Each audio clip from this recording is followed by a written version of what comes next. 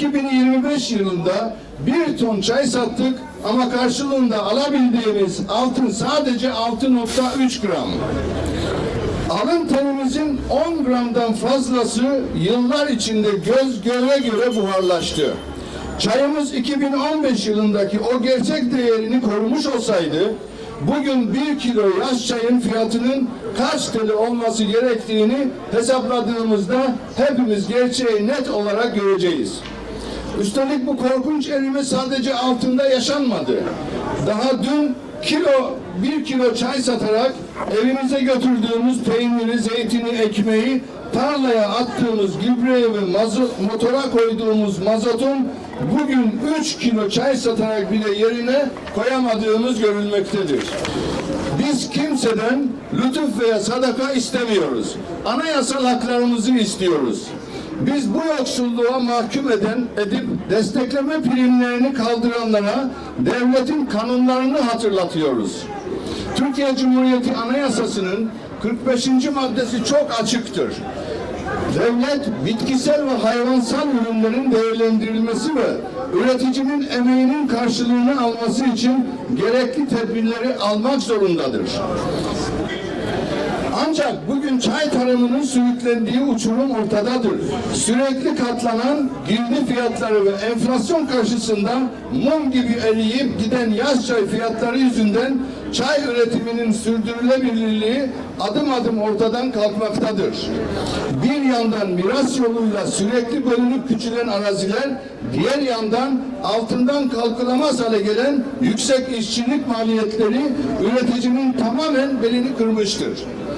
Geldiğimiz noktada çaresiz bırakılan üretici ya atasından kalan çay tarlasını elden çıkarmaya yönelmekte ya da toplayıp zarar edeceğime çayım tarlada kalsın, çürüsün diyerek isyan etmektedir. Tüm bu yok oluş tablosu karşısında anayasal ve tarım kanunu çerçevesinde devleti yönetenlerin tarıma bütçeden ayırdığı payın %1'lik asgari sınırda kalmaması, üreticiyi yaşatmak için çok daha yüksek olması gerektiği gün gibi açıktır. Hal böyleyken bizim payımız nerededir? En son 2024 yılında kilo başına 2 TL sadaka gibi verilen destekleme biri 2025 yılında tamamen kaldırılarak üreticinin resmen yokluğa ve açlığa terk edilmiştir. Devletin tarımı desteklemesi bir lütuf değil, çiftçiye olan namus borcudur.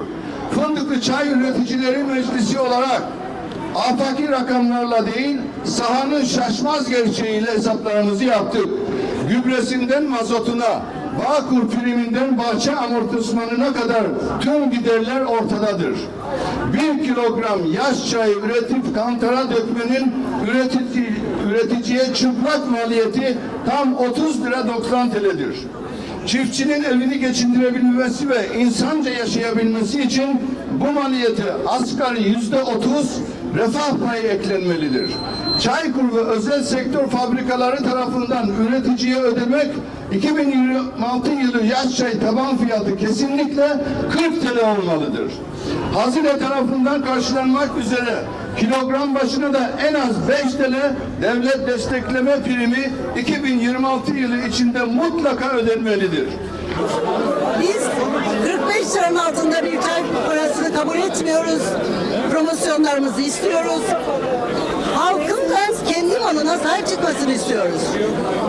Burada işçi de bulamıyoruz. Bulduğumuz işçiler de fiyat aşırı yüksek.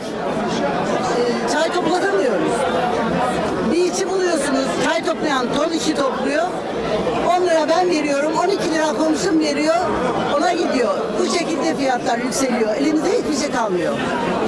Arazimiz bizim sermayemizdir. Atadan kalan bir maldır. Biz onunla geçim sağlamaya çalışıyoruz. Acız. Damlar kıyamet. Yağmur gibi yağıyor. Hiçbir şekilde evimize, ekmeğimize, çocuklarımıza sahip çıkamıyoruz. Yemek veremiyoruz. Harçlık. Benim öğrencim var 2 tane.